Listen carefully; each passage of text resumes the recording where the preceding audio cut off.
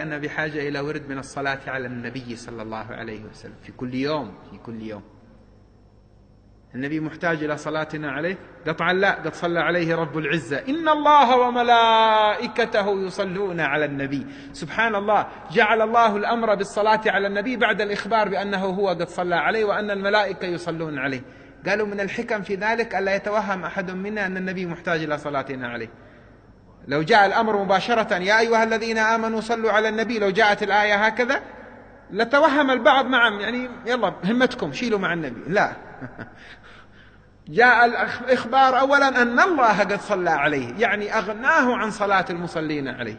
ولكن تريد ترتقي أنت، ادخل في هذه البركة، اشتغل بعمل نسبه الله تعالى إلى نفسه وعطف عليه ملائكته فيه.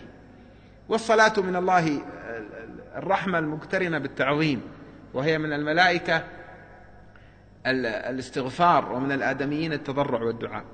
تأمل لما جاء الأمر بالصلاة على النبي، ذهب الصحابة إلى المصطفى وقالوا له: يا رسول الله، علمنا كيف نسلم عليك. نقول: السلام عليك أيها النبي ورحمة الله وبركاته. علمنا كيف نسلم عليك، لكن كيف نصلي عليك؟ قال لهم: قولوا اللهم صل على محمد وعلى آل محمد، إلى آخر الحديث. تأملوا، قال: قولوا اللهم صل. طب نحن هنا صلينا عليه أو طلبنا من الله أن يصلي عليه؟ أنت صليت عليه وقلت اللهم صل عليه، أنت طلبت من الله أن يصلي عليه، فصلاتك عليه أن تطلب من الله أن يصلي عليه. أما حقيقة الصلاة عليه لا يقوم بها إلا رب العزة سبحانه وتعالى. هو صلى الله على سيدنا محمد وعلى آله وصحبه. الصلاة على النبي فيها تفريش كروب، فيها قضاء ديون، فيها قضاء الحوائج، فيها حديث وردت بذلك. الصحابي الذي قال: يا رسول الله، كما أجعل لك من صلاتي؟ قال: ما شئت. هذا حديث حسن، والبعض رفعه إلى الصحة. قال: ما شئت. قال: أجعل لك ربع صلاتي، يعني ربع أوقات الأذكار بعد القرآن والأذكار الواردة، اجعل الوقت كله بعد ربع الوقت صلاة عليك. قال: ما شئت، وإن زدت فخير. قال: أجعل لك ثلث صلاتي. قال: ما شئت، وإن زدت فخير. النصف. ما شئت، وإن زدت فخير. يا رسول الله، أجعل لك ثلثي صلاتي. قال: ما شئت، وإن زدت فخير، يعني على كيفك، لو زيد خير. قال: إذن أجعل لك كل صلاتي يا رسول الله. قال: إذن تكفى همك، ويقضى دينك، ويغفر ذنبك، يعني أنت المستفيد، لا تتوهم أني محتاج إلى صلاتك عليه. إذن هذه فائدة من الصلاة على النبي صلى الله عليه وسلم. اسمع الفائدة الأعظم من ذلك كله، من تفريج الهم وقضاء الدين.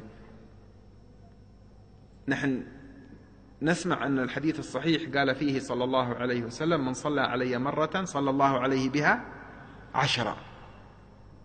ما معنى صلاة الله علينا؟ قلنا أنها رحمة مقرونة بالتعظيم، لكن اسمع نص على مفهوم الصلاة من الله على العباد. قال الله عن ذاته: هو الذي يصلي عليكم وملائكته ليخرجكم من الظلمات إلى النور. إذا صلى الله علينا، ما الثمرة؟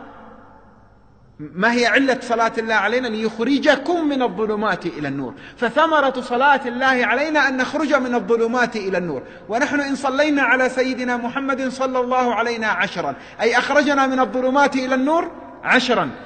صلينا على النبي 10، خرجنا من الظلمات إلى النور 100. صلينا على النبي 100، خرجنا من الظلمات إلى النور 1000.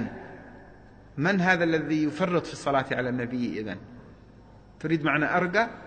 معنى أرقى، خروج من الظلمات إلى النور، هذا الشيء الراقي الكبير. لكن اسمع، هل يستحق النبي أن تصلي عليه لو لم يكن للصلاة عليه فائدة أو لا يستحق؟ هل أحسن إليك؟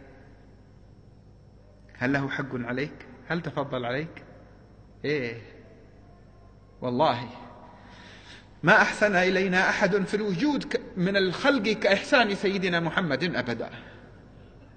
أخرجنا الله به أصلا من الظلمات إلى النور، من الشرك إلى التوحيد، من الغفلة إلى الحضور، من الإعراض إلى الإقبال، من النار إلى الجنة. لا يوجد في الخلق من هو أمن علينا من سيدنا محمد. لو لم يكن في الصلاة على النبي وعود عظيمة كالتي ذكرناها، يكفي إن صدقت في حبك لرسول الله أن تمضي وقتك في الصلاة والسلام عليه، فكيف وقد وعدت بالمكافأة؟ إذن ورد من الصلاة على النبي.